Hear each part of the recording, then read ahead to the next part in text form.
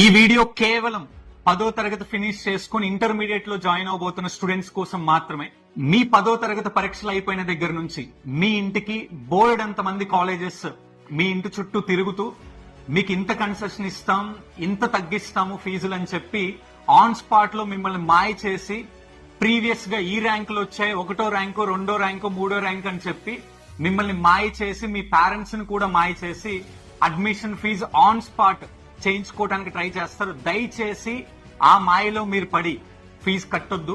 మీరు టైం చూసుకొని కాలేజీకి డైరెక్ట్ గా వెళ్లి అక్కడున్న అథారిటీస్ తో మాట్లాడి కాలేజ్ నంతా చూసి ఆల్రెడీ ఆ కాలేజ్ లో చదివిన స్టూడెంట్స్ ఉంటే అక్కడ మాట్లాడి అంతా ఓకే అనుకుంటే అడ్మిషన్ తీసుకోండి. ఎందుకంటే మీ దగ్గరికి ఇప్పుడు వచ్చే వాళ్ళు పిఆర్ఓస్.